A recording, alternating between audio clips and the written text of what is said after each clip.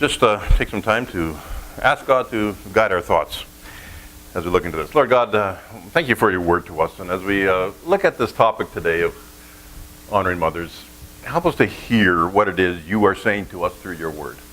And help me, Lord, to speak it correctly. So we ask your guidance in Jesus' name. Amen. So today being Mother's Day, we are again taking a break from our study through the book of Genesis and focusing today on honoring our mothers. But I came across a little quip that kind of touches on what we've been seeing in Genesis and also on mothers. In Genesis, of course, we've been seeing the true origins of the universe and how everything came into being and the planet Earth and so on and how it all started. We've been seeing the true origins of that, which is in stark contrast, of course, to atheistic evolution, which is the prevalent theory taught in schools and universities as absolute fact. So anyway, we've been seeing the true origins as it come across in Genesis. And anyway, this little quip goes like this. If evolution is true, why do mothers still only have two hands? And here are a couple other pieces that I found that are probably more inspirational than they are humorous, but still somewhat humorous. And this one was written by a man named Fred Cruz, so I know nothing about him, but that was the name at the end of the end of the piece. So anyway, Fred Cruz, this is what he wrote. Somewhere between the youthful energy of a teenager and the golden years of a woman's life lives this marvelous and loving person known as mother. A mother is a curious mixture of patience, kindness, understanding, discipline, industriousness, purity, and love. A mother can be at one and the same time both lovelorn counselor to a heartsick daughter and head football coach to an athletic son. A mother can sew the tiniest stitch in the material for a dainty prom dress, and she's equally experienced in threading through the heaviest traffic with a station wagon. A mother is the only creature on earth who can cry when she's happy and laugh when she's heartbroken and work when she's feeling ill. A mother is as gentle as a lamb and as strong as a giant. Only a mother can appear so weak and helpless and yet be the same one who puts the fruit jar cover on so tightly even Dad can't get it off.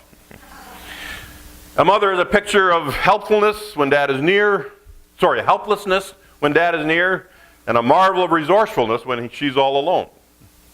A mother has the angelic voice of a member in the celestial choir as she sings a Brahms lullaby to a babe held tight in her arms. Yet this same voice can dwarf the sound of an amplifier when she calls her boys in for supper. A mother has the fascinating ability to be almost everywhere at once, and she alone can somehow squeeze an enormous amount of living into an average day.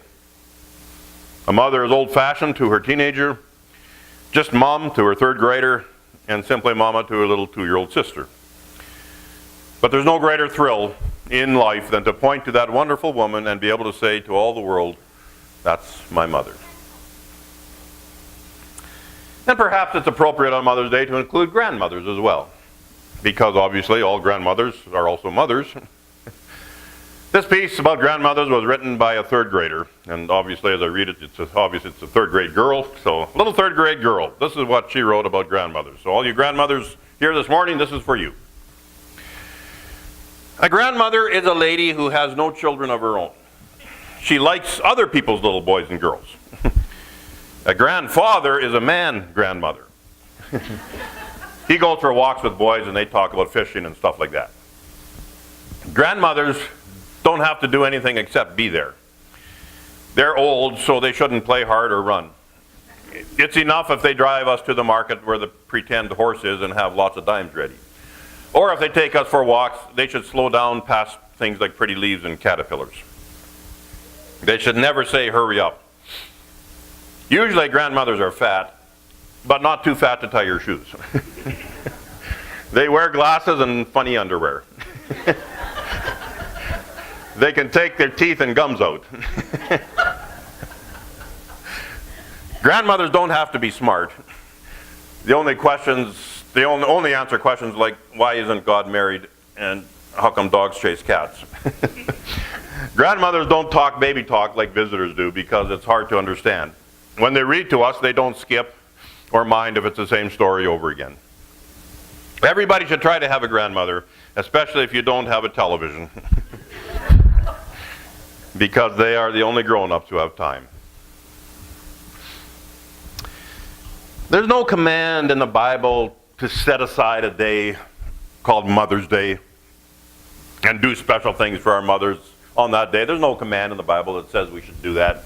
Mother's Day, as we know today, was only started a little over 100 years ago. But there is a command in the Bible that is very clear. And that command is to honor our fathers and mothers. So I feel it's entirely appropriate for us as a church to take one Sunday a year to focus on that biblical command and what it means. So as you know, we do that every year on Mother's Day and on Father's Day. So I was thinking in preparation for Mother's Day, what exactly does it mean to honor your mother?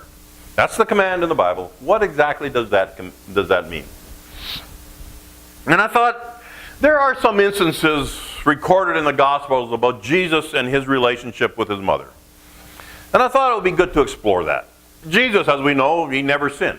The Bible is pretty clear on that. He was without sin. He died for our sins. But he himself was sinless. So Jesus never sinned. So Jesus obeyed all the biblical commands perfectly. So that means he perfectly obeyed the command to honor his mother. So if we take a look at how Jesus treated his mother, we should have a picture of what it means to honor our mothers. So that's what I'd like to do this morning. I don't have one particular text. We'll do some jumping around in the Gospels. Well, really just two books, but just be ready for that.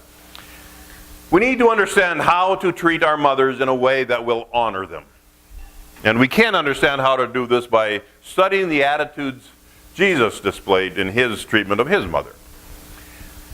So there's three examples that I saw here from Jesus' treatment of his mother. Number one, in childhood subjection.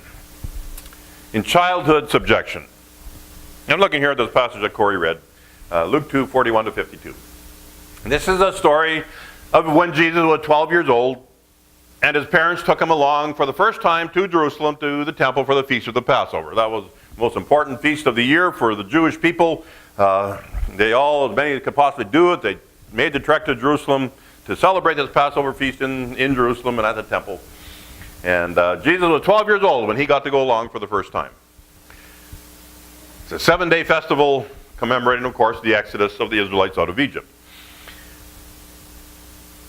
They're coming from Nazareth, Jesus and his family, Mary and Joseph and baby Jesus. And they're obviously trekking with a lot of other people. It's about a 75 to 100 mile journey, and they would have done that walking. There's this whole crowd of friends and relatives and neighbors that made this trip together. And so after the festival, they started the long walk back home. And in this incident, as recorded here in Luke chapter 2, they're on their way home, and after they're about a day's journey out of Jerusalem, is when Jesus' parents noticed Jesus not here. They kind of thought he was with the crowd someplace. But he wasn't. He wasn't with any of his friends, wasn't with any of the relatives, wasn't with any of the families. He just wasn't there. And so Mary and Joseph are quite concerned. So they hoof it back to Jerusalem and spent the next couple of days searching the city for Jesus. 3 days, it says, searching through the city. Can you imagine the feelings going through Mary and Joseph's heart as they're searching for their 12-year-old boy who's gone missing? And I'm sure they're getting more and more anxious as the days went on. And they finally found him. They found him in the temple, talking and discussing theology with the leaders in the temple, of all things. And he was amazing everyone on his understanding. And him, only a 12-year-old boy, he was amazing everybody had his understanding of these spiritual truths and biblical truths. Verse 48. His mother Mary asked him why he had treated them in this way, worrying them half to death. And Jesus replied that he had to be in his Father's house. Why are you looking for me? You knew I had to be in my Father's house. An interesting reply.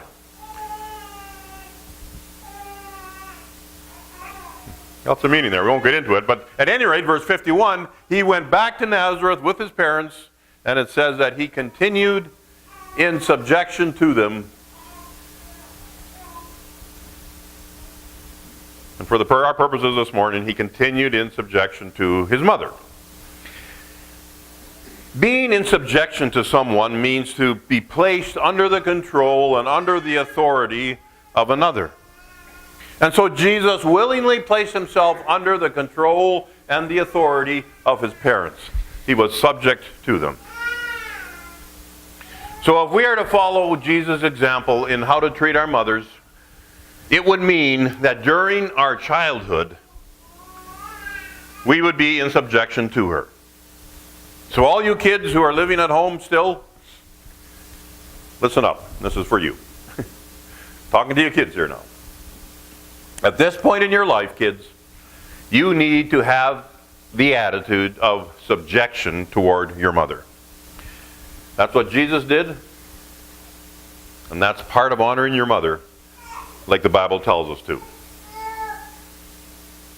Sometimes you may feel that your mom is out to get you, your mom is out to ruin your life, she just wants to make sure you never have any fun.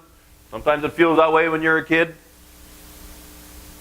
But remember, kids and teens, your mother's a lot more mature than you are. She has a wealth of background experience that you don't have yet. And because of that, she has much more insight than you do. She's wiser. Yeah, the world she grew up in is a bit different than the one that you are growing up in. But not that different. Really not that different. Not that different that she doesn't get it, or that she can't understand. And sometimes when you're a teenager, it seems that way, doesn't it, you teens? It seems that way. It seems that the world that you are in is so different now than when your mom was a teen, because mom, when she was a teen, she never had a cell phone, and she didn't have all this and that like we have now, so totally different. It's easy to think that along those lines. But there's no way your mom can understand what you're up against. And it's only when you look back 10 or 15 years later that you see that, yeah, she was right. The world is a bit different in some areas, but not that different that your mom doesn't understand. Your mom understands very well. Mark Twain once said, he was talking about his dad, but the same thing can be said about mothers, and Mark Twain said, when I was 16, my dad was one of the dumbest guys on earth. When I was 21, it's surprising how much the old man learned in 5 years. That's a perspective of a kid growing up, and it's the same about your mother. It seems like they don't know their mother. They don't understand. They don't get this. They don't get that. It wasn't, you can go on and on about that. And the kids, give 5-10 years, and you'll realize, she knew all along way better than what you did. Children and teens, you need to be in subjection to your mothers. Generally speaking, you are now in a period of time, and I want all you kids who are still at home to listen to this. You are living in a period of time now when you are being loved in a way you will never be loved again. Realize that and enjoy it and live it. She wants the best for you and likely knows what that is better than you do. Be in subjection to her. You're under her authority. You're under her control. And at this stage of your life, kids, that's a very good place to be. It's a very good place to be. Don't fight it. Don't fight her authority. Be glad for it. Be thankful for it. And willingly be subject to her. So that's the first example Jesus taught us. In childhood, subjection to your mother. That's how you honor her. Secondly, in adulthood, honor. And I'd like you to flip over here to John chapter 2, verses 1 through 11. John chapter 2, verses 1 through 11. And we won't take time to read this. You probably all know the story in this passage. We have the story here of a wedding in a town called Cana in the province of Galilee. It's a wedding that Jesus and his disciples attended. They were invited there, obviously. Maybe it was a relative. We don't know. Relative of Jesus or his family or one of the disciples. We have no way of knowing. It doesn't say. Anyway, they were invited to this wedding. They're at the wedding, and they had their particular customs about how to do weddings back in those days. And it was a little different than what we do it today in our society. But anyway, they're at the wedding. And it was at this wedding that Jesus performed his first miracle. At the wedding feast, the hosts of the wedding, they ran out of wine. And that was a great, great embarrassment for the family and for the hosts. And the wedding planner. I don't know if they had a wedding planner, but so Jesus' mother comes to him and says, "We've got a problem here. They've run out of wine." And as you read Jesus' answer to his mother in verse 4, Jesus said to her, "Woman, what does that have to do with us? My hour is not yet come." You read that, it almost sounds insulting or degrading, doesn't it? If I would ever say something like that to my mother, I would shudder to think of that response. The problem is the differences, of course, in language and culture. In the Greek language, the culture of that time, the word that they translated here, the Greek word that's translated woman, it was a very respectful form. I notice some newer translations say dear woman. So some of your translations may say that, dear woman, and that's probably a better rendering of the right way to read that. It was a respectful form. Jesus was not being disrespectful. It was respectful, and Jesus was just respectfully telling his mother that their wine problem was really not his business. He was a guest like everybody else. He's not the one in charge of the wine. He's not the one to make sure that they have enough wine. That's not my problem. So he just very respectfully telling his mother, Jesus is here just at the beginning of his ministry. He's 30 years old. And he's telling his mother, okay, it's really not my issue. But notice that Mary, Jesus' mother, told the servants to do whatever Jesus told them to do. Seems she had a hunch about what her son Jesus would do. And then notice that Jesus went ahead and made the wine his business. He supplied the wine anyway, apparently in fulfillment of his mother's wishes. Now there may have been other reasons, perhaps there were, but it remains that she asked him to do something about the problem, and Jesus did. Even though Jesus told her his hour had not yet come, meaning he wasn't ready at this point yet to start coming out and declaring himself to be the Messiah and start doing miracles and stuff to prove it. He wasn't ready for that yet. That time had not yet come. But he performed this miracle anyway. And it seems like a big part of the reason he performed the miracle anyway was because his mother asked him to. And he wanted to honor his mother. Now there was likely another reason. Verse 11 tells us the disciples saw the miracles and believed in him. This event, as I said, is just at the beginning of Jesus' ministry. And the way John presents it, as you go back through, read all of chapter 1 and 2, the way John presents it, this event took place just a matter of days after Jesus called his disciples. So this is all very new to Jesus' disciples. I think they had a fledgling belief that Jesus was the Messiah, but this miracle was a confirmation to them. And it served for that purpose as well. But what I'd like us to see from this, however, is that even as an adult, Jesus continued to honor his mother. And that came out in the way he treated her even after he left home and started doing his ministry. Mary knew her son Jesus was the Son of God. She knew that right from birth on. Mary knew that. Mary knew he was the Messiah. And being a typical mother, proud of her son, she would have been anxious for Jesus at this time. Okay, my son, it's time to start showing stuff. It's time to start doing your job as Messiah. It's time to start going out and doing it. Let everyone know who you are and what you do. A typical proud mother, you know. Jesus knew the timing wasn't quite right yet. But to honor his mother, he supplied the wine anyway. I think it was done kind of quietly. Likely no one even knew about it, except Jesus and his disciples and Jesus' mother and maybe the wedding planner or the host or whoever it was. I think this miracle kind of flew under the radar.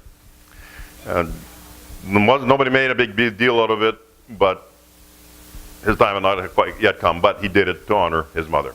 So that tells us that even after we are grown up, even after we've left home, our mothers are still to be honored.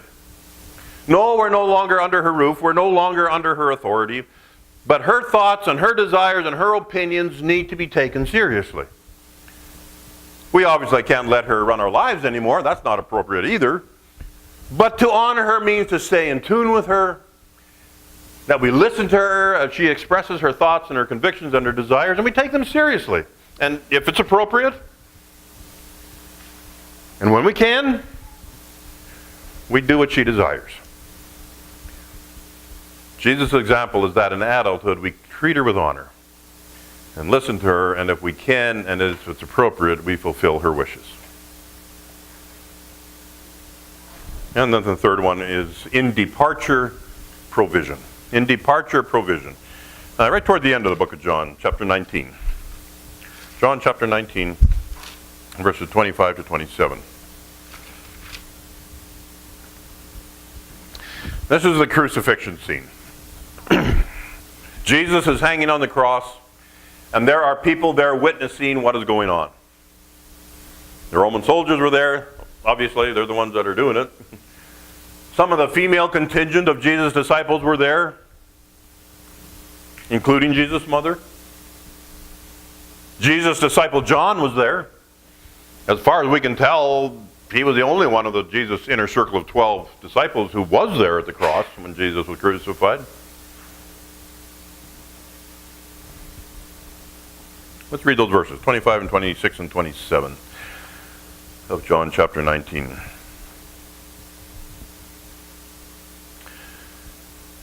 Therefore the soldiers did these things, but standing by the cross of Jesus were his mother and his mother's sister, Mary, the wife of Clopas, and Mary Magdalene. When Jesus then saw his mother and the disciple whom he loved standing nearby, he said to his mother, "Woman, behold your son." And he said to the disciple, "Behold your mother." From that hour the disciple took her into his own household. So the disciple whom Jesus loved, that's the Apostle John, who wrote this book, who wrote the Gospel of John. He always refers to himself in this book as the disciple whom Jesus loved. So what is happening here is that as Jesus, while he's hanging on the cross, he's making arrangements for his mother's care after he's gone. In effect, placing her in John's care. After the incident we already looked at in Luke, when Jesus was 12 years old, we never hear of Jesus' father again after that. So most Bible scholars take from that Joseph died somewhere between that incident when Jesus was 12 years old and the time when Jesus started his ministry at the age of 30. That somewhere in there, Jesus' father had passed away. So that left Mary a widow. And then the responsibility in that case shifted to the oldest son to take care of his mother. That was a custom in Jewish people at that time. That was in accordance with the Old Testament law. That for the oldest son, upon the death of the father, the oldest son would take care of his mother and make sure she's provided for. So from the time of Joseph's death, Jesus would have been responsible for providing for his mother Mary. And I'm sure he did that job very well. Even after he started his ministry, he would have made sure that Mary was being taken care of. He would have fulfilled his responsibility very well as the oldest son. But now Jesus is hanging on the cross and about to die. What happens to his mother after he dies? And Jesus here, while hanging on the cross, he looks out and he sees his mother and he sees his disciple John, and he puts the two together. John, I put you in charge of making sure my mother is taken care of. She is now your responsibility. So the example Jesus leaves us in regards to honoring our mothers is this example of provision. When she is widowed and kind of on her own, it's our responsibility as her children to make sure she is taken care of.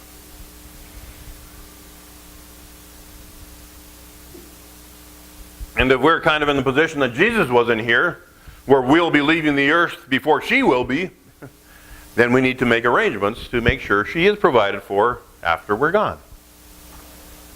That is included in honoring our mothers,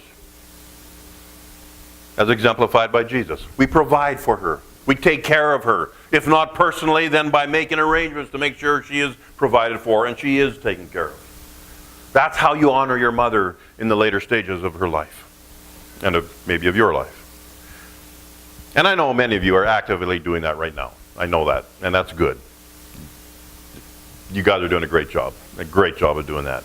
You are honoring your mothers, and that's good. We commend you for that.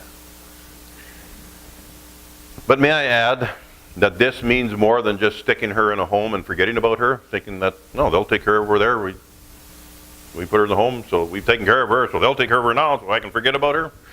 No, this means more than that. I've heard my wife voice frustrations more than once in her career as a nurse in long-term care, and how a resident in the nursing home has family in the area, but they never come and visit. They never contact their parent, and they get no contact from their kids, even though they're in the area. They put her in a home and they've forgotten about her.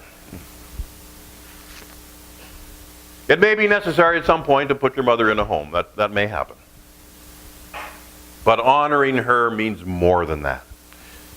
Make sure she is provided for. More than just physically. She needs that ongoing contact with her family. She still has emotional and spiritual needs. Provide that. Go and see her whenever you can. Take an interest in what she's doing. Take an interest in what's going on in her world, even at that point. All of that is included in providing for your mother.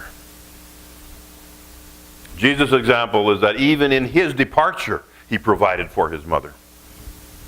And that is included in the command to honor your mother. Honoring your mother means that when she is in the later stages of her life, to make sure that she is provided for in every way, not just physically, but in every way. That is included in honoring your mother. So therefore we see from these passages the examples of Jesus and how he treated his mother. And from that, what it means to honor our mothers. Those examples are in childhood, subjection; in adulthood, honor; in departure, provision. It's a deep command when it says honor your mother. That's a deep command. The Bible says if we obey it, it'll go well with us. This is a profound thing, that if we obey this command, it'll have a positive effect on our lives. So let's make sure that honoring our mothers is a part of our everyday lives. Not just a Mother's Day thing. It's a part of our everyday lives. Honoring our mothers. Well, this morning, instead of our time of silence, I think we'll do as we do every Mother's Day. We'll just open the floor up. If you look up the word honor in the dictionary, it means to publicly esteem someone, or publicly